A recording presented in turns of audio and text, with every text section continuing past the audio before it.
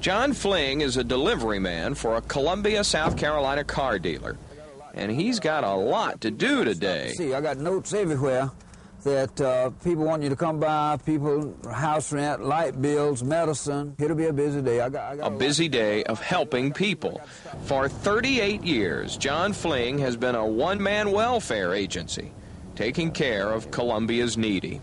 I think we got to take care of our neighbors, otherwise we are not doing what we are claiming. We are not practicing what we're preaching. We spent this day watching John Fling practice what he means by loving your neighbor. Hey, Arthur. His delivery job comes second. John's first stop is to bring supplies to a needy couple. Hey, man, you home? Right here. Oh, I'm glad. I'm coming in. Come in. Hey there, Mac. Hey, Anna.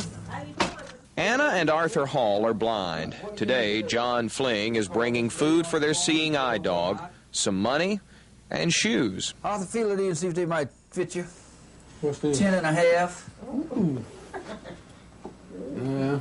You think so? Mm-hmm. He fit.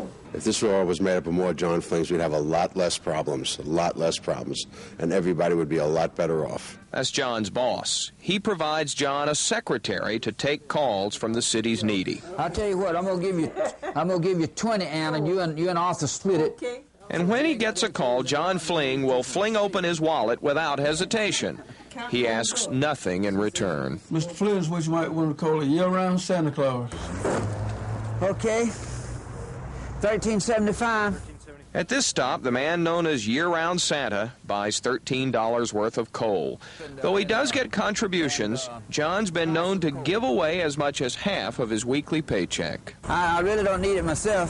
$13.75, okay? I got my health, so I'm the richest man in the city of Columbia. I got my health. John Fling is not rich in this world's goods.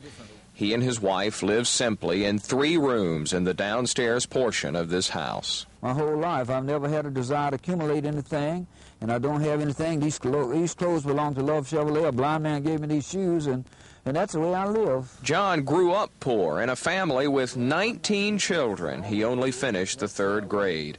So when he cruises the streets, John Fling knows about human need, and he knows where to find it. We're going to see a fellow by the name of Jason. In the house we'll be seeing he lives in, you can find out there'll be no facilities there. There'll be no water, there'll be no lights, and no bathroom. And there are rats. Jason just sits here in this little shack, forgotten by society, but not forgotten by John Fling. You need any cough medals and anything like that? Every day, John wades through the debris here to bring Jason a hot lunch and make sure the old stove in the shack is working.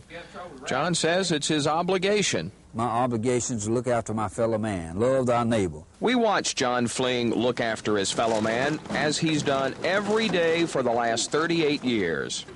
And we watched as he gave away $140 by mid-afternoon. Okay, that's 80. You put the 30 on the food and the 50 on the house rent. This woman's husband is out of work. Her daughter is retarded. The rent's overdue, the cupboard's bare. It wasn't John Fling's problem, but like always, John Fling heard about it and made it his problem.